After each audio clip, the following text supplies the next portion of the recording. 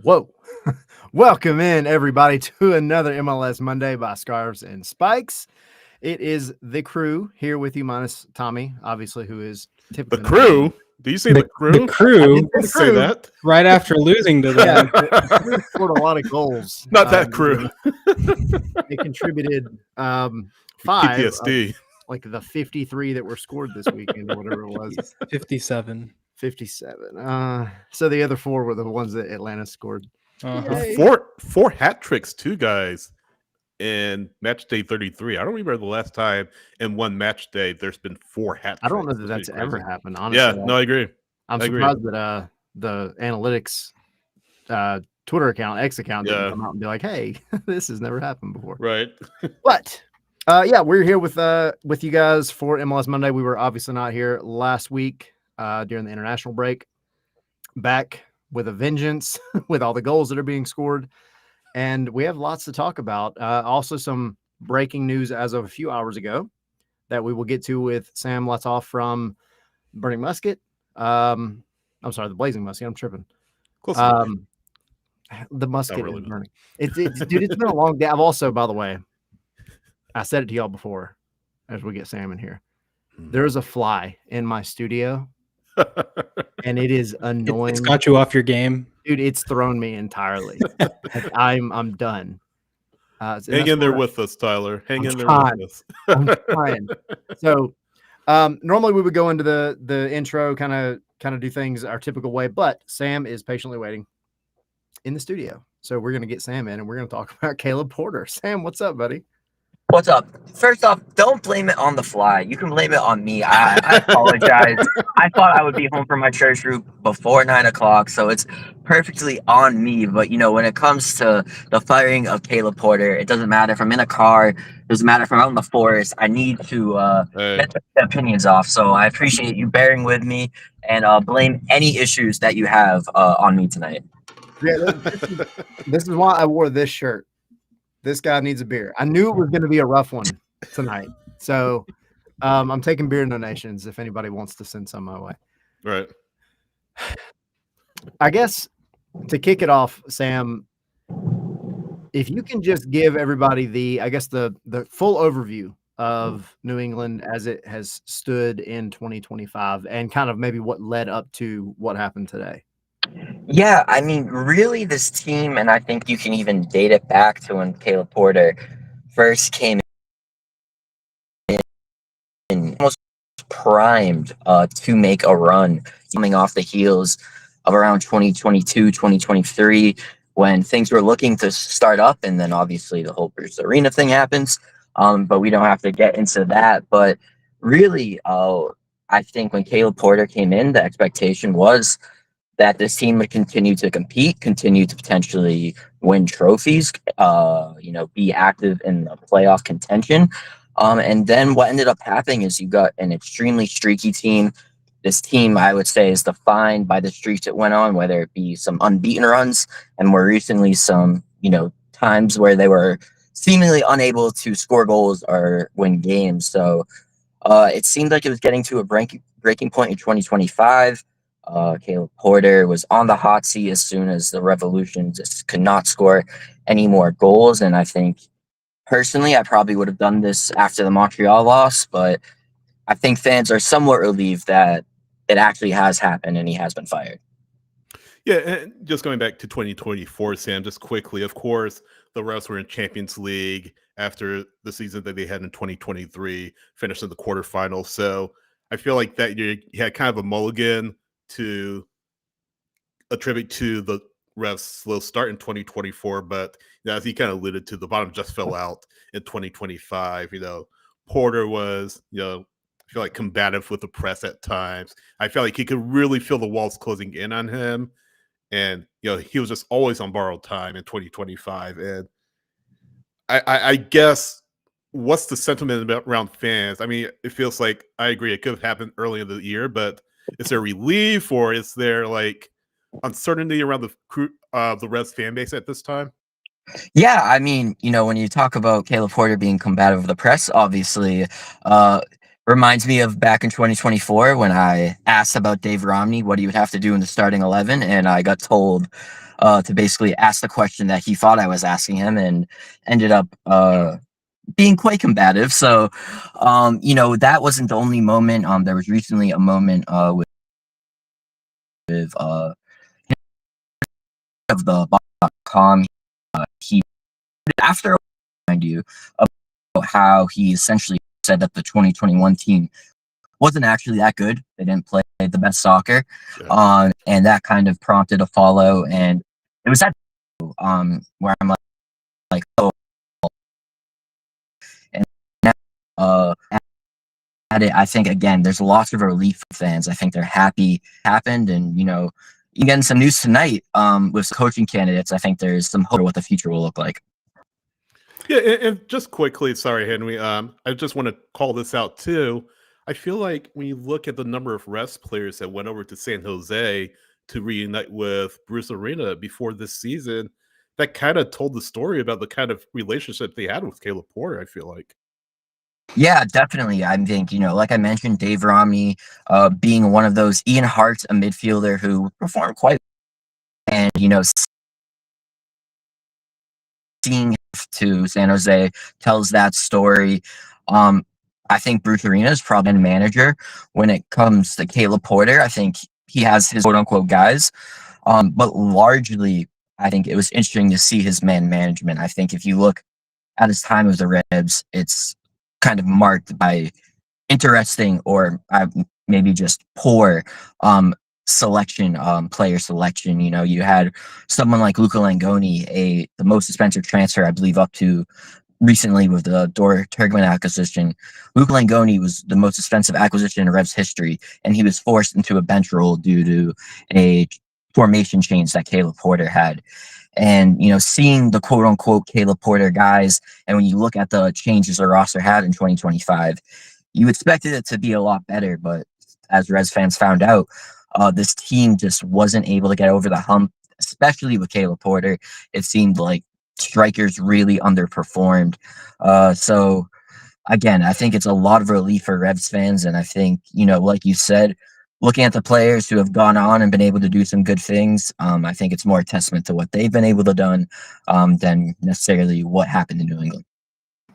Salmon, you've already kind of started digging into that question a little bit, but talking about the selection and some of those issues, but what are some of the other reasons he didn't work out? I mean, when you look at it on paper, a guy who's won MLS Cup twice, you would think would be able to come into that team and be able to set it up for success. Just what are some of the other reasons he just didn't work out? Yeah, I think, part of it, like your commenters are kind of noting, I really wonder if the game is necessarily kind of gone by him. I know it's difficult to maybe say of a head coach compared to a player, but, it was interesting just to see how much he's relying on the midfield play. And I think Carlos Gil has done a fantastic job throughout this. I mean, without Carlos Gil, I think this team would be absolutely in the doldrums. But I think just maybe how he interacts in the media, how he talks about some players, his view of younger players, and I think also too, just like you mentioned, and we've been talking about, the man selection has really been difficult. And really, what's marked me is there's been some times, and Caleb will be quick to mention that he does take some blame, but there's been plenty of times where he's kind of shielded the blame as well. And I think overall that can create not the best atmosphere for players. And I think, especially I remember kind of on the waning days of Bruce Arena heading into Caleb Porter, the locker room, it didn't have the music jumping. It didn't have the same exact vibes. And, when they're on the winning streaks, things are great. But it really seemed like it was getting to a breaking point, like I alluded to, and things were just going so south. And so I think it's really a multitude of things. And, thinking about his future, I don't exactly know. This could be it for the Caleb Porter trainer. Obviously, MLS hires a lot of guys who have been in the system, but I really wonder if he'll get another head coaching job, specifically in MLS.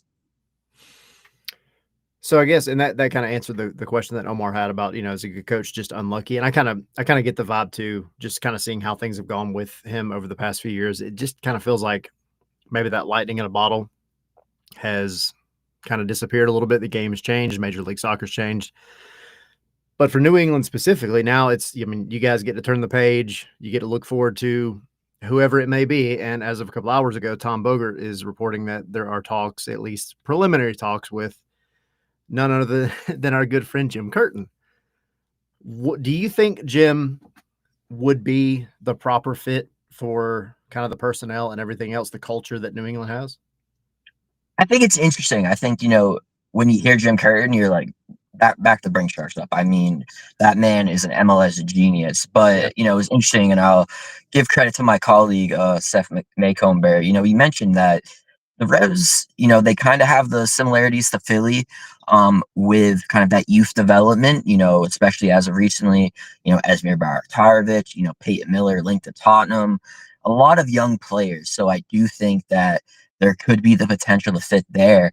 But if he's looking to win, I don't necessarily know if that will be the same case, because whoever does get this job is going to have to inherit a roster that was primarily, made up by Caleb Porter. You're going to have acquisitions, major acquisitions, Dort Turkman, what you're going to do with Matt Turner. There's lots of kind of things that you have to inherit. And obviously, if I'm Jim Curtin, I've shown I've been able to develop young talent. I really want to go out and win an MLS Cup. And I mean, this was a guy when, Greg Berhalter was let go, people were wondering if he'd get the U.S. men's national team job.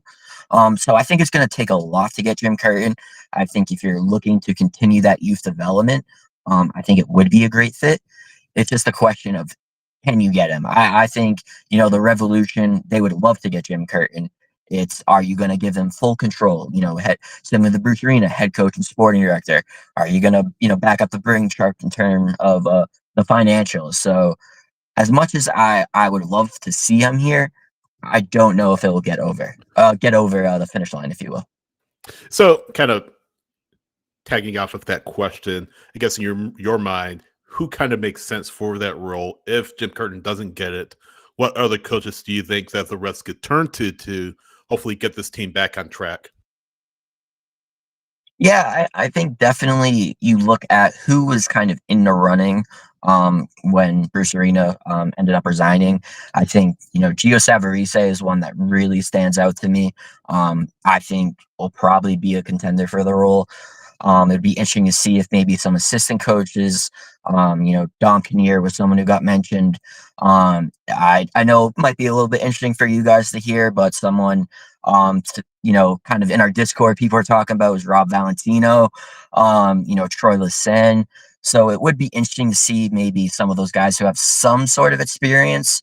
But I would say right now it's probably Jim Curtin or Gio Savarese, and there'll probably be someone who comes out of the woodwork. Will be interesting to see what Bob Bradley's up to. But I think the only real ones I can really peg, definitely I would say are probably the favorites just based on what we've seen in the past. It's someone like Gio Savarese, and obviously with Tom Bogart reporting, Jim Curtin. Yeah, and in that same Tom Bogart report, he did mention that the Revs had, I think, interviewed Savarese during their last interview process when Porter was eventually hired. So he could certainly be a candidate. He's still definitely a free agent. But I guess tying into this question of who your next manager might be,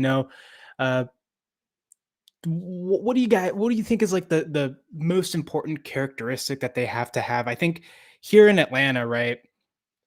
Last season we had, that miracle run in the playoffs, beating Miami, and then that wasn't enough for Rob Valentino to keep his job. The dialogue was, it has to be, we need MLS Cup winning experience. And that's why they brought Ronnie Dylan, and that hasn't really worked.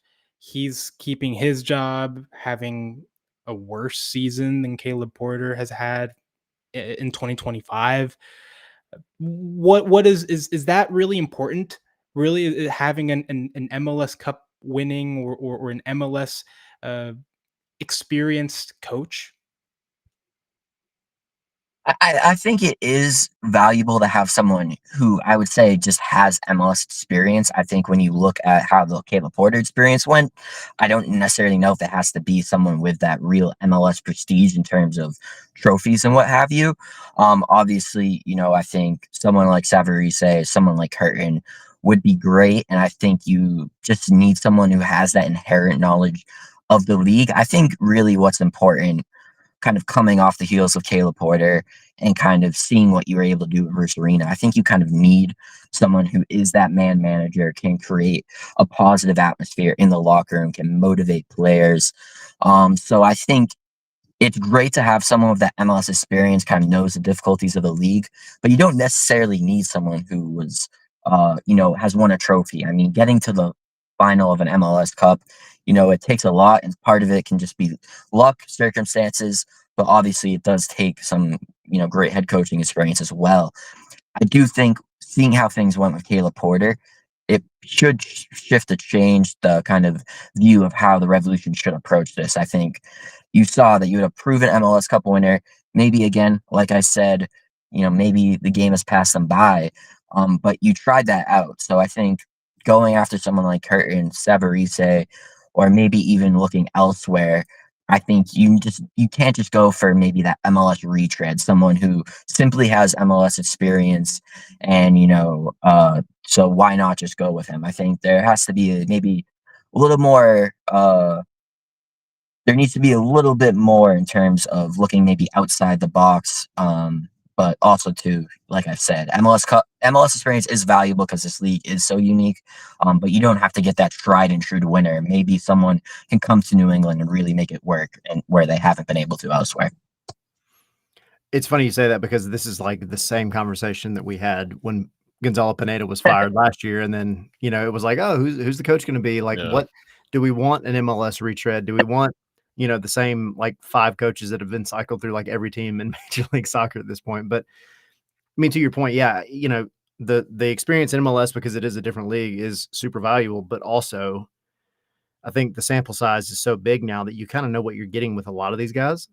And in some ways, man, it's almost like, man, let's go for the exotic hire. Let's go for the one that's never been here before. Let's get fresh ideas. Let's do, like, again, from an Atlanta perspective, like a Tata Martino in 2017, never been in MLS, obviously, and came in, and his style changed a lot of things, and it was beneficial. Now, people can obviously crash and burn as well, but it's an interesting moment for Major League Soccer right now, because you've gone through the Bruce Arenas and the Caleb Porters of the world, and there's so much more emerging talent, across the pond, down south, wherever. And I think the next big team in Major League Soccer is going to be one of the ones that go after the coaches that nobody's really heard of here in Major League Soccer.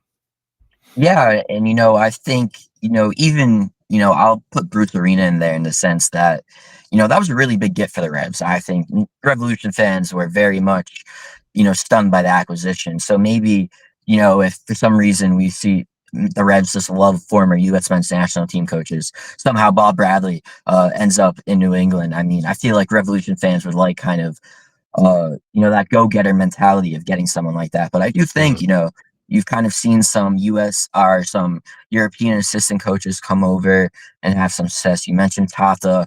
I think you could go for someone like that, kind of go for someone maybe who's coached in South America or Europe, and see what they're able to do in MLS. And I think, a lot of talk is about, oh, there's so many players coming here, you're able to attract more players. But I imagine if you have the opportunity to coach against the likes of Heung-min Son or Lionel Messi and what have you, that's a really interesting prospect that, you might not have had, a few years ago. So I would love for the Revs to really kind of go out there, not just go for the MLS retreads. Again, personally, Jim Curtin and Gio Savarese, I think, would be great. But I'd love to see them kind of, out there, Revs linked to so-and-so head coach, whether it's over in Europe, over in England, Germany, or, obviously against South America. I think that there's a real opportunity for the Revs to build. A lot of talk, especially around here, is how soccer can kind of grow heading into and out of 2026. They've talked about the Revolution Stadium. And I think, if you're able to go out and get a head coach who can get this team performing well, heading into the World Cup and kind of, heading out of the World Cup, that could do great things. And obviously, if the Revs are able to get out of Gillette and kind of get their own home closer to the city, that would be even better. So I would really like to see the Revs go out there. Will they? That's another question. But interesting times here in New England, especially for a lot of people. It seemed like Caleb Porter was going to get the job for the rest of the year, and then that would be the moment. But this news definitely was a little bit of a shock. For sure. For sure.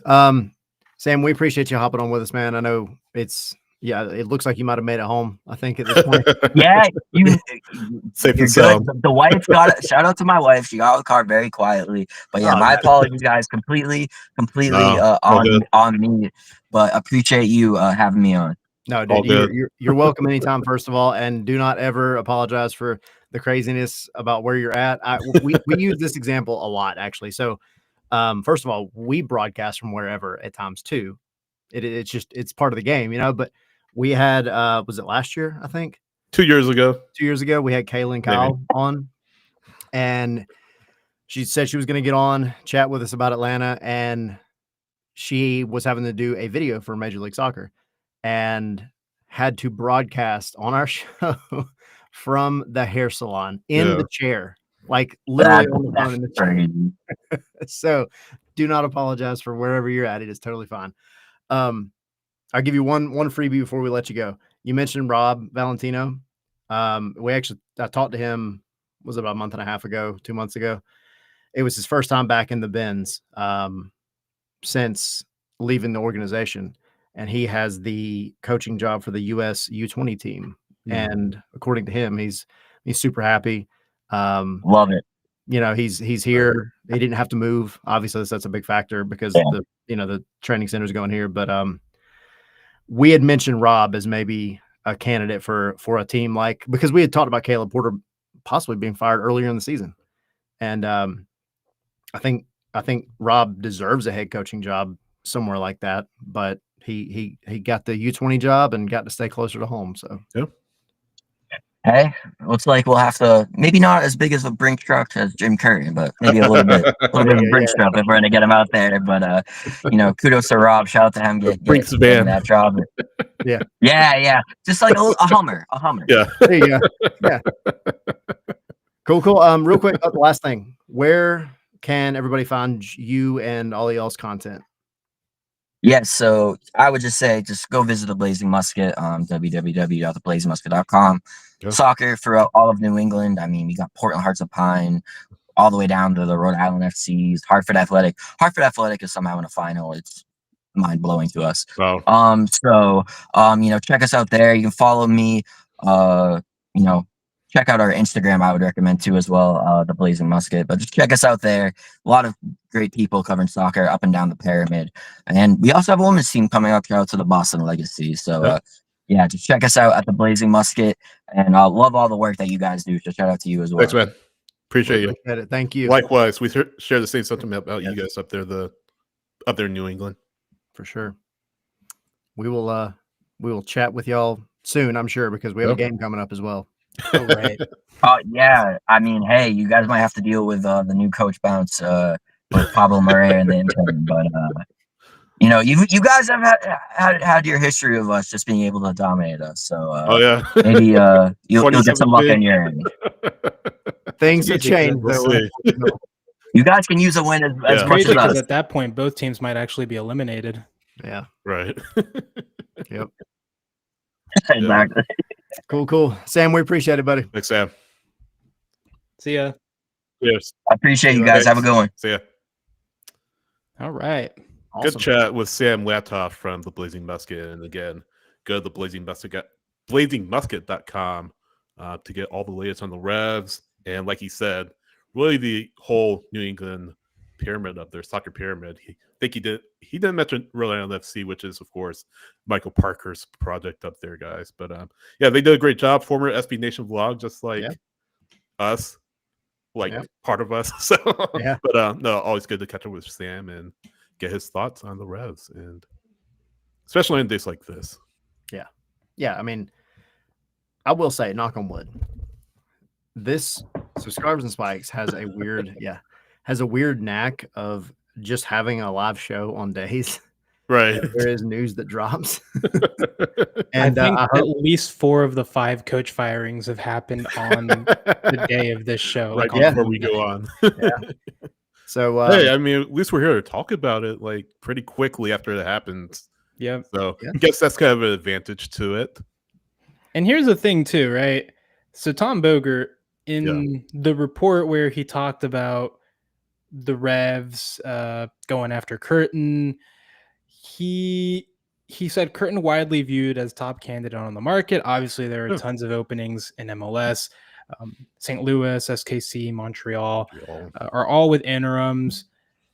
He also added this little bit: speculation among sources around MLS of what else will become open. So, Yeah. Tom Bogert, he seems to be hearing that potentially there will be other jobs opening. And you have to assume it'll be at the bottom of the conference. Obviously, LAFC is a job that's going to open at the end of the season because Steve Cherundolo already said he's leaving. That's likely the most attractive coach opening that's going to happen unless someone else decides to just up and leave at the end of the season. But yeah, I mean, looking at the bottom teams, what else could become open? I mean, I don't know, Henry. What else could become open? Why I don't you know. enlighten us? Can't imagine who. Could be Atlanta, right? Could be Toronto, maybe. They're at the bottom as I don't know well. about Toronto. I think they give Robin Fraser next year to straighten things out, especially with potential new players coming in and Mihailovic there. So I think he gets more time. I mean, up because there when in you look at the Toronto. bottom teams, right? LA Galaxy, they're not going to let go of Annie. No, this not was at all. just a crazy season. They just They gave him, already like, seem a to be lifetime bouncing back. contract anyway. So Yeah, Montreal's already fired their coach. DC already fired and got a new one. St. Louis fired one. Atlanta's still holding on to Ronnie Dyla for some reason. Toronto still has their coach. SKC fired. New England fired. And then, we get up to like 22nd, 21st place, Houston, Dallas, whatever. Yeah, real quick. I think it's Sorry. interesting. Yeah. I think it's interesting that, if we're talking about potential other openings, we know LAFC already, but you got to think the rest of them are coming from the bottom of the table, don't you? Real quick, I'll throw this out there, guys. New York Red Bulls, if they don't make playoffs for the first time in 15, 16 straight years, I believe that Sandro Schwartz could be out. I really do. Yeah, I really do. I mean, how many times have they made the playoffs in consecutive years? And I feel like he hasn't been able to really elevate this team as much as Red Bull would have liked. So I would Getting maybe them to an MLS Cup final is not elevating them enough. Yeah, but I mean, on the back of that, missing the playoffs next season or the next season, I mean, I wouldn't be too surprised, to be honest with you. We'll see. We'll see. I wouldn't be surprised, honestly, at any coach getting fired from a team that doesn't make the playoffs. But I think out of all of them, I think he might have a little more leeway, a little more rope. Maybe. I think there's a handful of those teams that for sure changes will happen and need to happen. Yeah. I don't know. Yeah. But I mean, it's not a bad shout. I think he bought himself some extended time. I think, one rough, mediocre season, I think is okay. I don't know why I forgot they made MLS Cup final last year. I know it was a weird one. It's because you don't remember who doesn't win, right? You don't remember second place. When's the last time both teams that made the MLS Cup final the year previous missed the playoffs the next season? We don't have it in front of us, but I mean, that's going to be interesting to kind of think about. But I don't know. We'll see. But one of them still did make it in the Champions Cup. Yeah, indeed.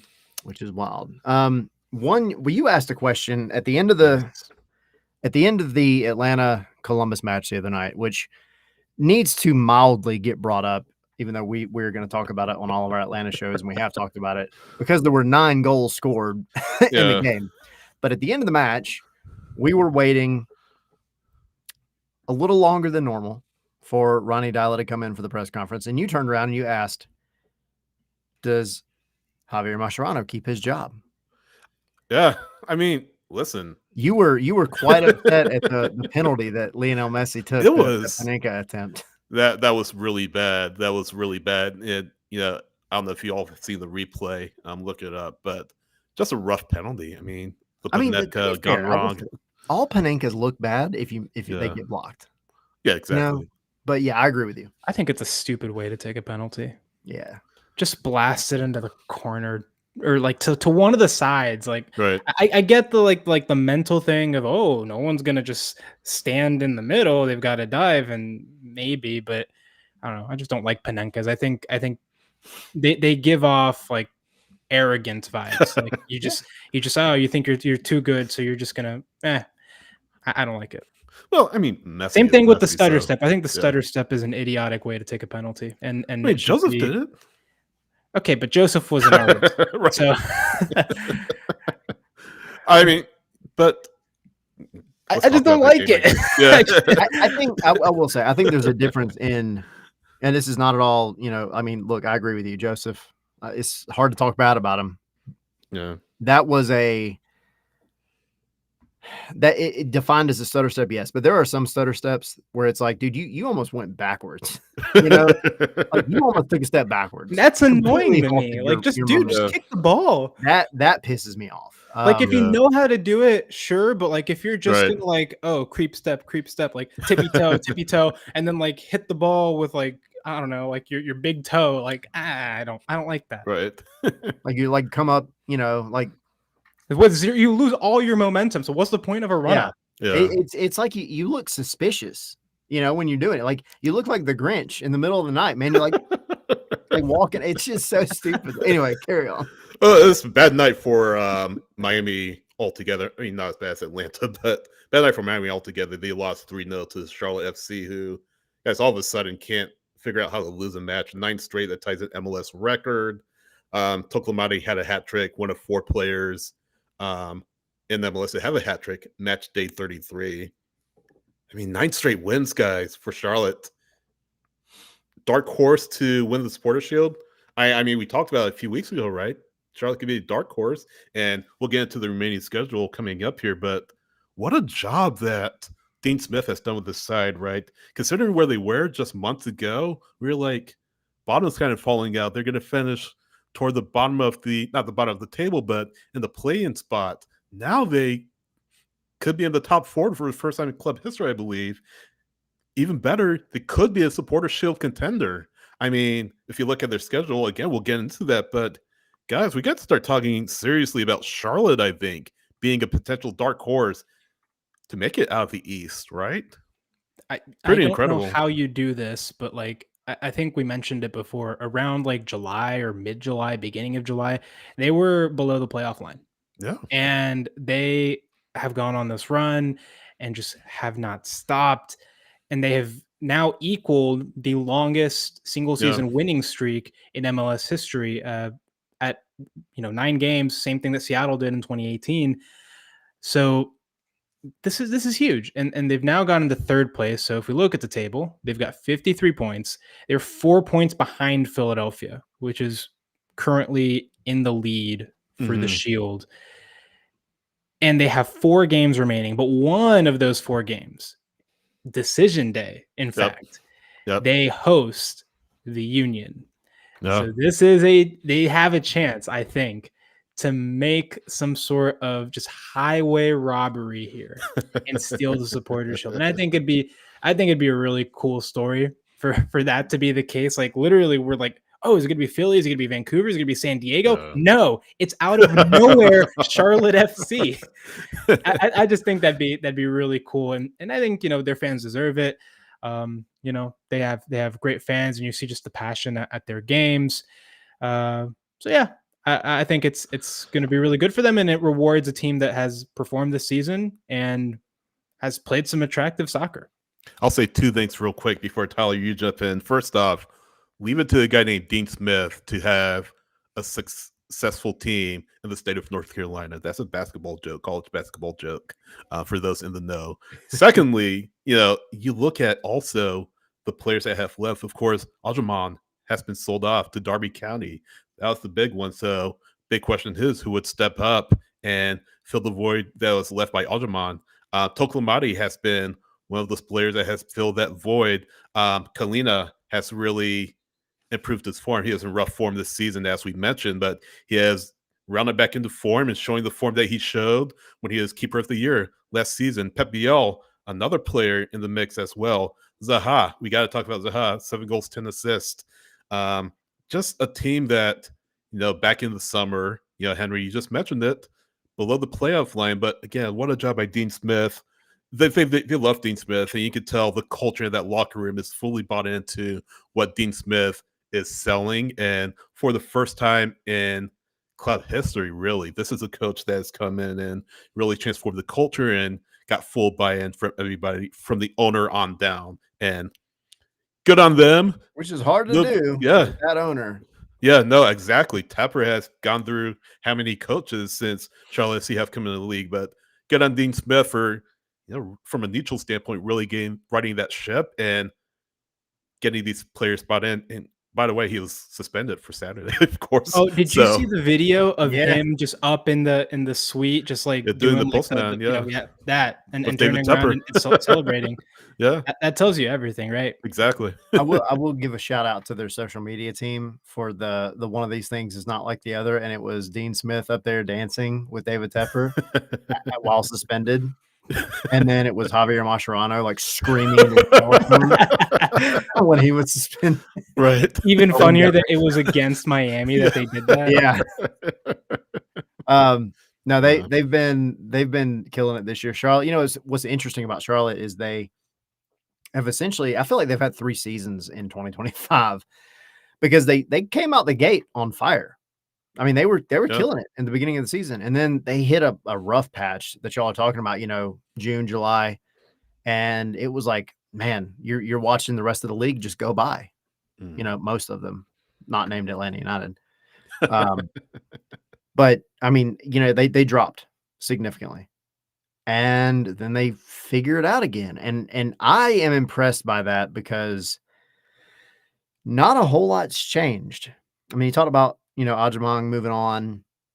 There's been some little things. There's been talk about, I think, Kalina possibly going back to Europe when it's all said and done. So it's not that there's not uncertainty there, but you have a coach who has, like you said, everybody's bought in to what he's selling. And that's, at the end of the day, man, that's the success to any sports team. If the guys that are out there on the pitch and on the bench believe in what it is that the coach is trying to push, that team is already, 2 steps ahead. So Dean Smith's killing it. Do I think that they win the Supporters' Shield? No, because I think San Diego and Cincy are going to be the 2 that are going to end up at the top by the time it's all said and done. But I do absolutely agree. They have a shot. They do have a shot. Yep. And if they can keep the momentum going, I mean, they could take it all the way. And we talk about Atlanta last year. You talk about teams that get hot at the right time. Yep. In Major League Soccer, it is perfectly acceptable to have a crap summer and then turn it on in the late summer and fall, get into the playoffs wherever you're at, and then make a run. And if you're going to get hot, this is the time to do it. So, yeah, I mean, I wouldn't count them out for sure. I just don't think it happens, but it wouldn't shock me if they did make it. As long as last thing, really quick. Yeah. I will say, I think in recent history, this, and we've talked about it like even months ago, but this Supporter Shield race is by far the most fun we've had. And it really could, like you were saying, Henry, it could come down to like decision day amongst a handful of teams to figure out actually who takes it. And that'll be really fun to watch. Probably will. And Charlotte has a chance to be amongst those teams come this decision day if Idan Toklamati continues the way he's going. I mean, this guy, 21-year-old striker that stepped into the void left by Patrick Ajima after he was transferred out over the summer.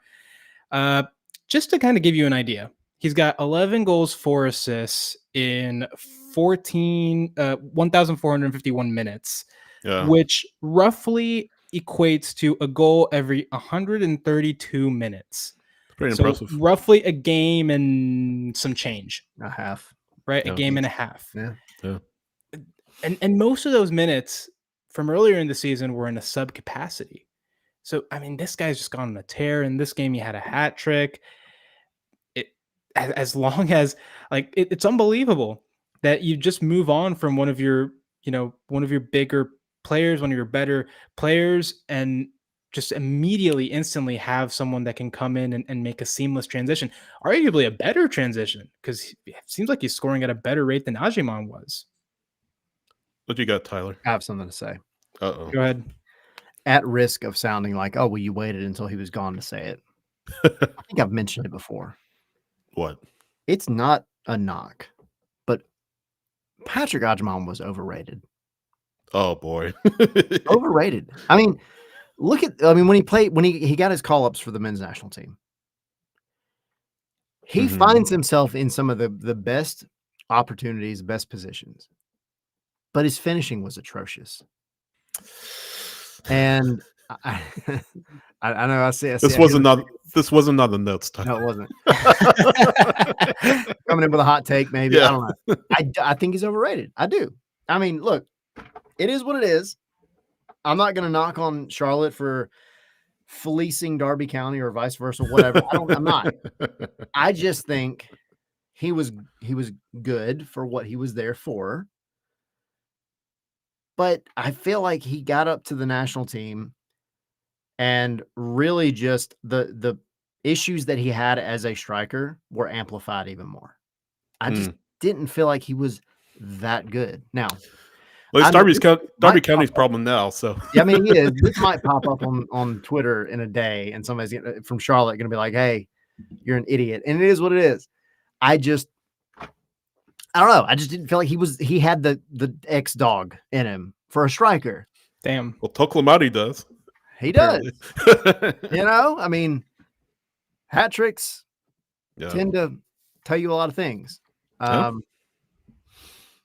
I'm not going to go back to the last hat trick that Atlanta had with the one before that, but you got a guy here, I actually think, who he does have that dog in him for real. I'm being honest. I think Toklamati is showing, even when he's not scoring goals, he's showing things that I think a really talented striker shows. And I don't know.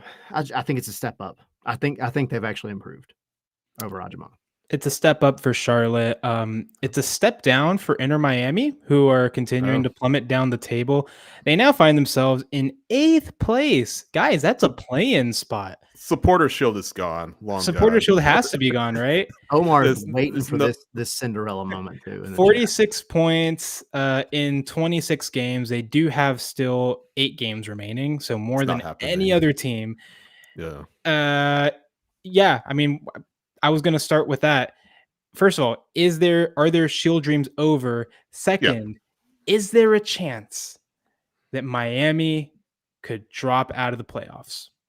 I think they still make the playoffs, but the Shield is long gone. What do you think, Tyler? I agree. I do agree. And going back to Omar's comment, and this was kind of in the past conversation, we were saying he thinks Red Bulls jumps Miami, grabs 9th. And Atlanta is the one that keep Miami from going to the playoffs. It might switch us to a timeline. I don't know. But yeah, I think they do make the playoffs. But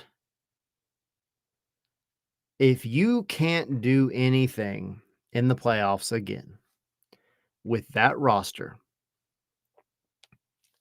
go away. You have we talked about it, back before the summer transfer window actually opened, and like the rumors about DePaul coming in were happening, and I said I think this next to Messi is the biggest transfer, and I'll be the first one to say it. Like, now what? Yeah, well, then what happened?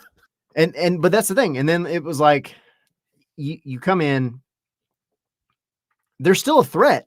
Right? Like they're still creating tons of opportunities. I mean, you look back at this recent match, Messi, has the opportunity to early kind of change the game, make things happen, and uncharacteristically gets blocked. Panenka, we've already had the conversation, but like you're in a position now where you've gone through multiple transfer windows and you really haven't done anything to significantly improve your defense. And that is what is killing Inter Miami. And it has killed Inter Miami. It's what killed them last year in the playoffs Yeah. with Atlanta. Had they made one improvement last year to just shore up the defense in some way, that Atlanta run would not have happened. I promise. And this year they would be looking a ton better. But they focused on the big names. And it's not a knock because it's worked for the most part. They've still at least got something out of it. But you're going for the actual trophy, the big one, the one that really, really actually matters. And if you can't do it with this roster, then you failed. Yeah. Entirely. No, I agree. Think so. Well, you guys know who is in contention for the Shield? A whole bunch of other teams. Everybody else. Yeah. So Philadelphia, obviously top of the table, supporter Shield table. San Diego, 56 points, 1 point back. Cincinnati, Evander leaves it super, super late. 90+8 guys, 2-1 win over Nashville. Minnesota, 3-1 over San Diego FC. What a result for Minnesota. Guys, St. Clair, 12 saves. 12 saves in that one. Minnesota outshoots San Diego 28-6. Or I'm sorry, San Diego outshoots Minnesota 28-6, 13-5 shots on goal, and St. Clair plays out of his mind. Yeah, that's insane. That's insane. That sounds like a FC, EA Sports FC. That sounds like 2023 Gonzalo Pineda Atlanta. Right.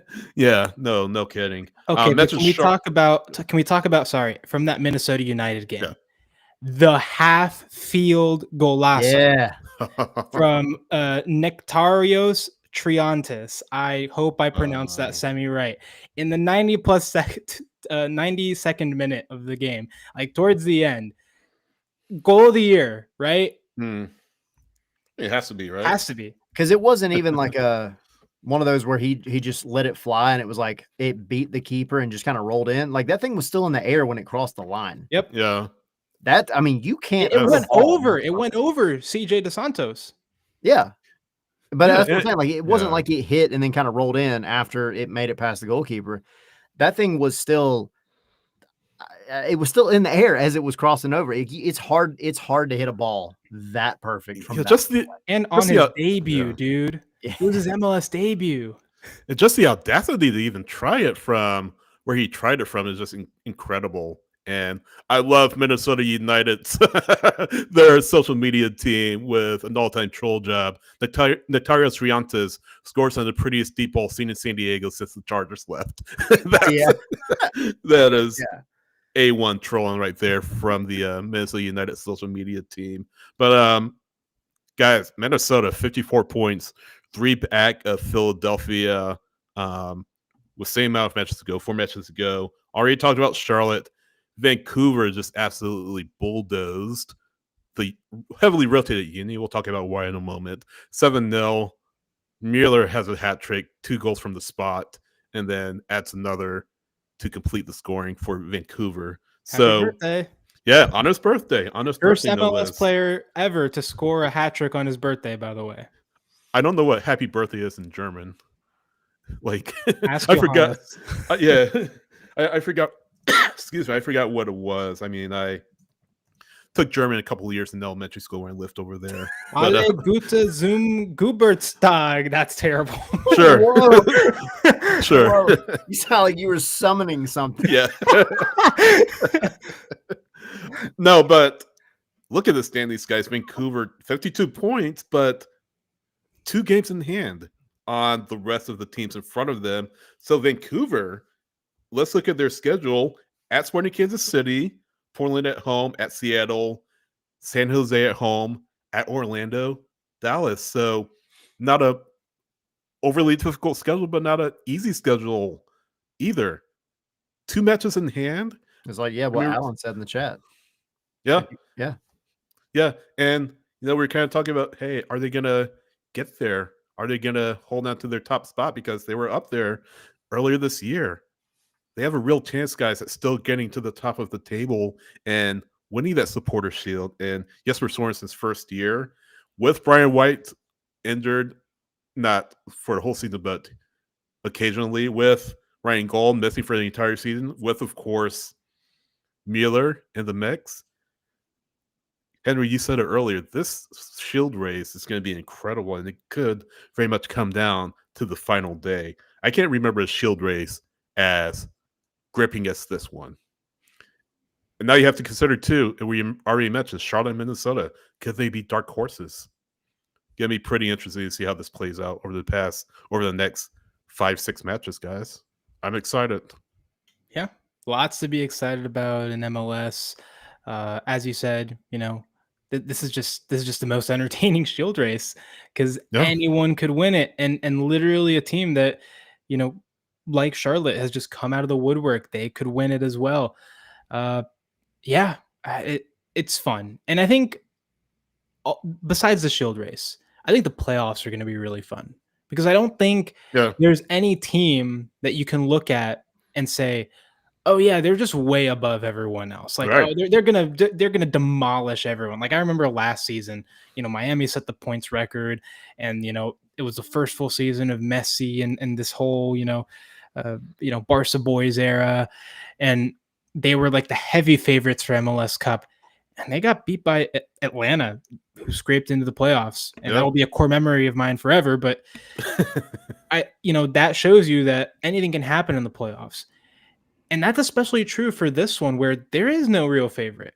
And I think even the Shield winner probably could be, not the favorite going into this. It's going to be interesting either way. So I'm excited for all that. Yeah. Yeah. And I think, we talk about Vancouver. I don't think it's fair to call them a dark horse because we on this show multiple times opened the show by referring to them as the supporter shield leading Vancouver Whitecaps. But they haven't been that for months. So was that? They haven't been that for months. They have not, but they also haven't been that far off. Like they were there. And it's not like like we talked about Charlotte earlier. Charlotte, I mean, they hit a wall and went down. Like they stopped playing soccer. That was effective for a while. And then they figured it out again, to their credit. Vancouver, they had the excuse of fixture congestion, Champions Cup, like everything else. And we had that conversation about the 5-0 loss and what it would do to the team. And it looked rough for a little bit after that.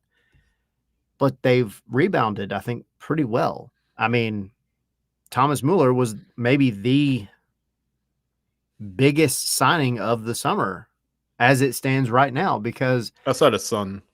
Yeah, for sure. But like, I think from what he could do, like LAFC has at least been consistently right there the whole season.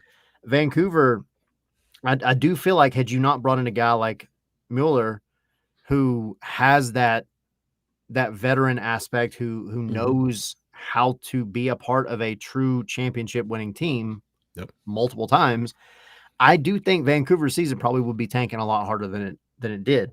But they've rebounded well, and he came in and he's been immediately effective.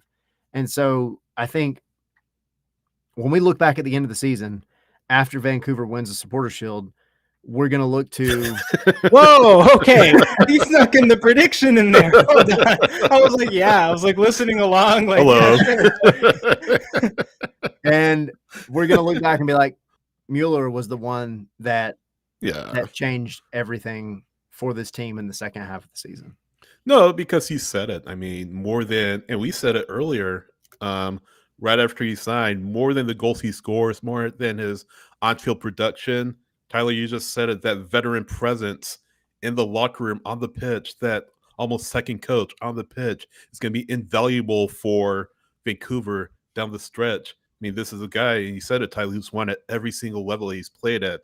Bundesliga, World Cup. I mean, one of the greatest players of our generation. And he's playing in MLS, playing with the Vancouver Whitecaps. I mean, are you kidding me? But he's just his presence, man. Yeah, no, exactly. But his presence on the field, I feel like maybe more than a Messi, maybe a little bit more than a Son, can really rally players around him, around his leadership, around his intelligence, the way he plays the game, the way he approaches the game. So definitely agree with you on Müller for that signing, or as far as that signing is concerned for Vancouver, more than his on-field production. He's producing on the field, of course, but more than that, just his presence and again, his know-how, that second coach on the field will really help Vancouver, and it already has. And moving forward in the playoffs as well. Yeah. He's got so much aura. Yeah. No, for sure. And that's the thing. Like we talk about what they have coming up. And I know we're going to go through some of the Supporter Shield contenders remaining scheduled, but starting with Vancouver, you have SKC, which I will not call any game in Major League Soccer a gimme. But SKC, I mean, you gotta win that one, right? Then you have Portland, who could give you some issues. Also, Derby. Yeah. But like, you're a better team. Then you have Seattle, who they are in their "I have risen from the grave" zombie part of the season. So that's an iffy one. San Jose, honestly, you should be able to handle. Orlando, you've done it, and then Dallas. Like it's not the worst going into the stretch. So they win the Supporter Shield. Anyway, I mean, it's not the worst schedule, not the toughest schedule, but not the easiest as well. I think your toughest matches will be Seattle, maybe Orlando, but Orlando's maybe trying to figure things out again. So we'll see what happens with that. But can be pretty intriguing. That's a really good shout, Vancouver. Really good shout. You guys know what else is coming up this week, though? I know. Well, hang on. Oh, hold on. Hang on. I need before we get into that, I just need you really quickly, Henry, to tell your adventure that you had covering the Open Cup. Oh boy. Okay. Next year's Open Cup qualifiers. Yeah, next year's Open Cup before that's over. So for those folks who aren't aware, the early qualifying rounds for the 2026 US Open Cup, they kicked off this past weekend. It's literally just like amateur teams at this point. So lots of teams that you haven't really heard of probably, but a lot of them have some very good histories, very good stories. Some of the best. Several Open Cup winners in there, by the way. The Greek Americans in New York and the Pan-Cyprian Freedoms, they've each won like 4 and 3 US Open Cups way back in the day when it was called like the National Championship. Yeah. Anyway, I'm nerding out too much. Basically that kicked off and I went and did some coverage for the cup.us, which kind of short little plug. They are the site that most completely covers the US Open Cup. And, you know, they have folks that go and cover all of these qualifying games all over the country. And we've all, I think all three of us have contributed in some capacity over the past few years to the cup.us. And it's a really cool experience because like these games aren't played at like Mercedes-Benz Stadium or Geodis Park. No, they are played at random Brook Run Park soccer fields, which or a cow pasture. Yeah, or like a high school soccer pitch that has like some holes in it or whatever. But so there we were. I was covering all good stories start. There we were covering the it was Majestic SC versus Terminus FC. They're two of the oldest soccer clubs in Atlanta, by the way. And you know, it was a beautiful night. Attendance was like maybe 8 people, including you. Yeah, and so it was a fun game. It was very close. It was 1-0 Majestic. Majestic has a guy sent off in like the 69th minute, and like 3 minutes later, the lights go out. It's 9:30 p.m. and the lights on the field just go off. The lights went out in Georgia, I guess. Yeah. And we're just sitting in the dark. I'm next to like the match official. I'm like asking him, so what's like the protocol here? Because I've never had that happen to me. And so, you know, he calls up US Soccer and then they like, you know, he goes and talks to the ref team. And you know, they come back and they're like, yeah, so I mean, we can't get the lights turned back on. So I mean, we're just ending the game here for now until US Soccer makes a determination. So as far as I have heard, I don't know how that's been resolved. The rules state that given that it would happen in the second half and the team was leading, it's, they would call it game complete, but we're still waiting for an official answer. But yeah, it's the first time that I have experienced that, but the lights went out in a soccer game and interrupted it, which was like an pretty cool. official soccer game. An Dude, that's official amazing. soccer game. Sanctioned soccer for match. the US Open Cup, by the way. This is the magic of the cup. Yep. And I took a picture. If you want, I'll post it in our Discord. Join our Yeah. Discord, by the way. It's where you'll get fun stuff like that and fun discussions. Do you want to just go ahead and plug the Discord? Yeah, now that I'm on there? patreon.com/scarves and spikes. They get you into our Discord at minimum, get you in our Discord and our watch alongs. We have other tiers available with lots of other cool benefits. We're doing a giveaway right now as well, by the way. So Patreon members get extra entries into all of our giveaways, but we are doing a giveaway right now for 2 copies of EAFC, the new one coming out in a couple weeks. So again, patreon.com/scarves and spikes. Scarvesandspikes.com is our regular website covering Atlanta United, US soccer, Major League Soccer, local soccer, everything kind of right here in one. So yeah, what else?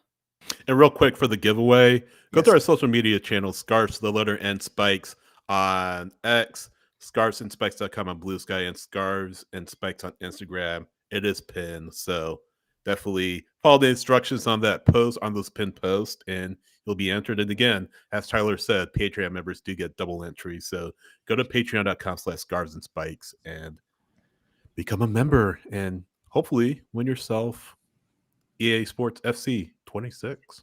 Support local journalism, Yeah. get some really cool content, meet some really Yeah. cool folks, and have a chance at winning EAFC and a copy of the new EAFC, Yeah. which retails for what these days? $80. All the money. No, I'm kidding. It's probably the deluxe edition. Might as well be $80 at this point. And it's your choice, by the way. I will say Yeah. this. We haven't thrown this out there, but like the way that we did it last year, if you win, you just let us know what system you're playing it on, and we'll get you that copy. It's not like it has to be Xbox or PlayStation. Right. So We're not Right. that cruel. yeah. No, exactly. All right. So that is the 2026 Open Cup, but the 2025 one is not over yet. The semifinals are about to happen. It's Nashville versus Philly on Tuesday, tomorrow, and it's Minnesota versus Austin on Wednesday.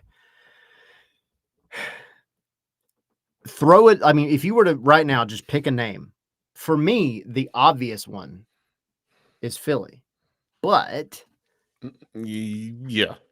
I Sorry. mean, Yeah. I think, but not just because they're right now top of the Supporter Shield standings, but like they are. It seems like they're kind of banking on this opportunity at a trophy. Yeah. But Nashville is a good team. Minnesota is a good team. Austin is just happy to be there. But that's where we're at. That's the magic of the cup.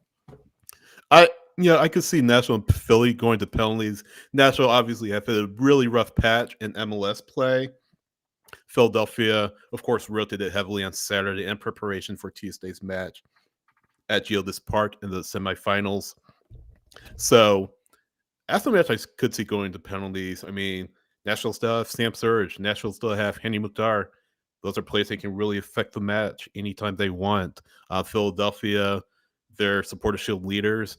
Saturday against Vancouver is kind of an aberration because of the rotation. Even with the rotation, I'm sure nobody's happy with that result. So I think they'll be coming in with that in the back of their minds. But yeah, again, I feel like that could go to penalties, and I do feel that Philly will come out on top in that. Minnesota, I think, does win in regulation over Austin. Austin just doesn't have the firepower to keep up with Minnesota in that one. So what do you guys think? I'm 100% with you. I've got Philly and Minnesota going through to the final. Yeah, for all the reasons that you stated, Nashville just not really in a great run of form in MLS, and I don't expect that to change too much, especially up against a tough Philadelphia side that did rotate. So yeah, that's what I got, and I think it'll be a really fun final. By the way, if it is Minnesota, Philly, or really any of these teams, I think would be an interesting final. Yeah, I agree. And the one X factor always in the Open Cup is that it's the Open Cup, and you never know what you're going to get. But I think conventional wisdom, yes, and also just the fact that like they're the better teams. I agree. I think Philly makes it out. I will say, I actually think it's a regulation. I think Philly wins 2-1 in Okay. the 90. And then Minnesota and Austin, I actually think is the one that does go to penalties. I think Austin's going to maybe push a little bit harder than anybody is expecting because this is reasonably their one actual shot. That was weird. Whoa. I blinked and I was in a different place. That tripped me out.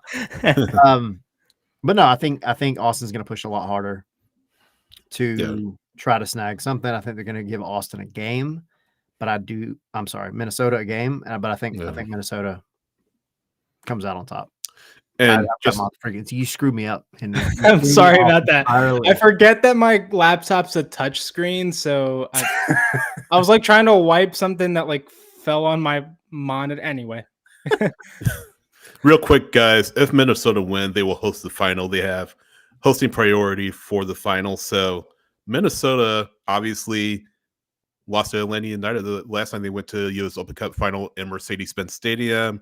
Now, if they beat Austin, as we kind of expect will happen, they will host the U.S. Open Cup final at Allianz Field, I should say, in St. Paul. So that is something that is sort of the carrot at the end of the stick for Minnesota. And yeah, we'll see what happens. We'll see how these two play out. Guys, I almost forgot too. We have Miami Seattle coming up at 7:30 on Tuesday. Tomorrow. Rematch of the Leafs Cup final. Oh, yeah. I can guarantee you, though, that this time, Luis Suarez will not be spitting on a member of the Seattle Sounders technical staff. Nope. I guarantee that, too. I think that happens. There's going to be a serious problem. It's kind of hard to do it when you're suspended. Yep. I mean, I don't know. The way that man spits, he might hit somebody from the stand.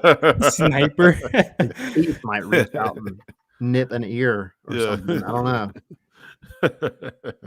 It will be a good match, though. Real. I mean, we're like joking around. That being said, this is probably the perfect way to segue into the unsponsored, at the moment, matches to watch for this weekend.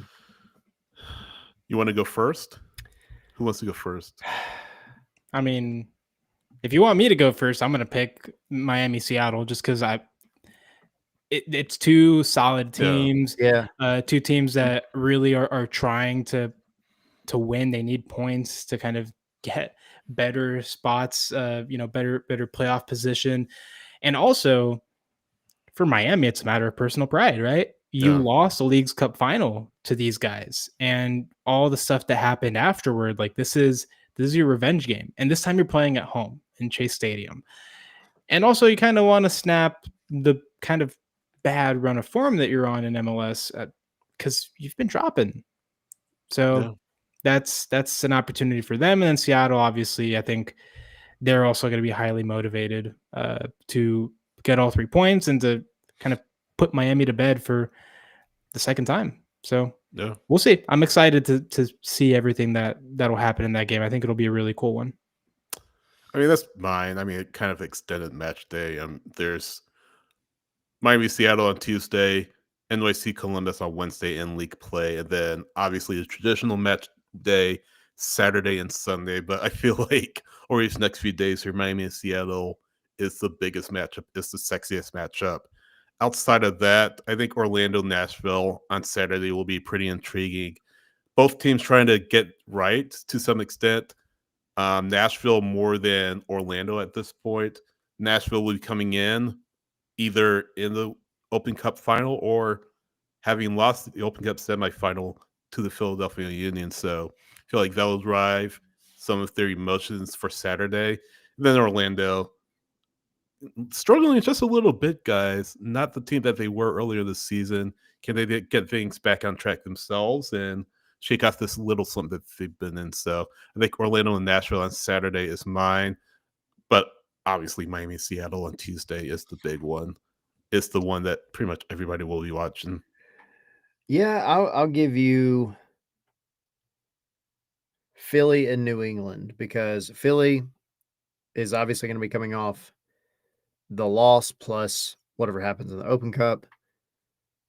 And they're at the top of the Supporter Shield race. So there's a lot to play for everywhere for them. And then New England, obviously, we talked about it earlier with Sam, but they just fired their coach. And I'm always intrigued to see what happens with a team after they get rid of their coach, because you never know.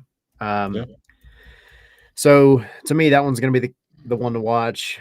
If we're looking for a drunk uncle game of the week, I got to give that one probably to the Crew in Toronto. I could see that possibly, because like the Crew coming off 5 goals versus Atlanta, and then almost conceding 4 goals. Conceding 4 goals, almost, at least having a draw against Atlanta in the same game. Yeah. So, and Wilfred Nancy even came out after the match and was like, we could have lost this game. Yeah. And that's pretty bad when you're up 5-0. Right.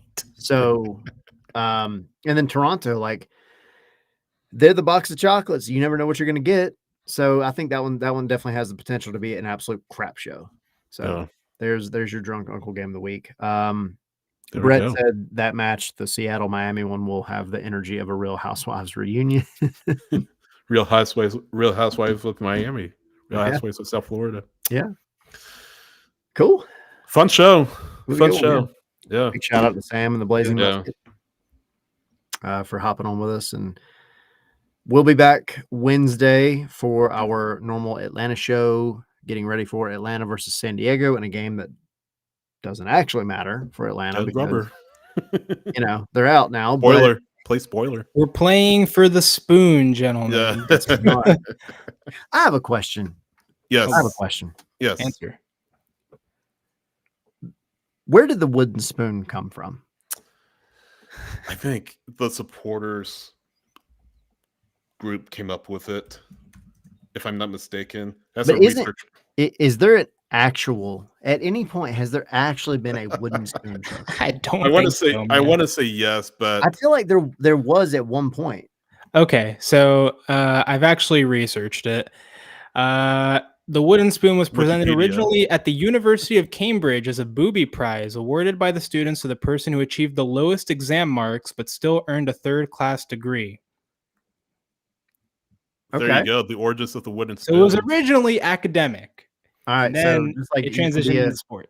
You can be a doctor, you can be a brain surgeon, and either you made all A's or you made D's, but you still passed, so you're still a brain surgeon. Yeah, it's like you're a brain surgeon and you like graduated, but you got the worst grades. Right.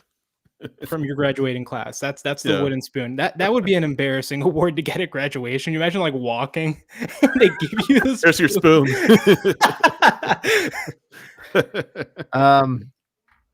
Great way to end the show. It really is. We're gonna start predicting wooden spoon winners soon. But Wednesday, Atlanta United, San Diego. We will be previewing that match, getting you guys ready. It's at the Benz. Yeah. And big shout out also, real quick, to the people who came out, listened, watched to our live show at the Signia, the Nest on 4 bar this past Saturday. It was a good time, really fun show.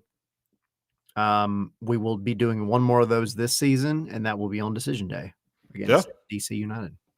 And real quick, if you're watching on YouTube, thanks for watching. If you're listening on Apple Podcasts, Spotify, and iHeart, we do MLS Monday every Monday, 9 p.m. Eastern Time on YouTube. So if you're listening, please like, please subscribe, please share our content on YouTube. Leave comments on the video. Let us know what you think. If you're watching on YouTube, thanks for watching live. Thanks for watching after the show is live. Again, leave a comment. If you're not subscribed, like, share, subscribe our content, and subscribe on Apple Podcasts, Spotify, and iHeart. Leave a review. Leave us 5 stars. Let us know how we're doing. We do appreciate your feedback, and we do appreciate you listening and watching, however you're consuming our content. As Tyler said, we'll be back Wednesday on YouTube, and then, of course, audio version will be on Apple Podcasts, Spotify, and iHeart.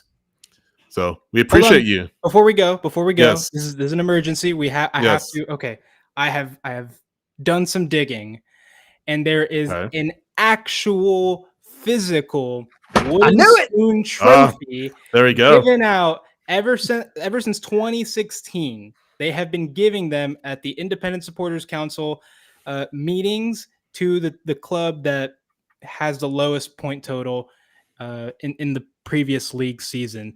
So yeah, Chicago Fire won the inaugural 2015 Wooden Spoon Trophy, and San Jose holds the most current. spoon wins.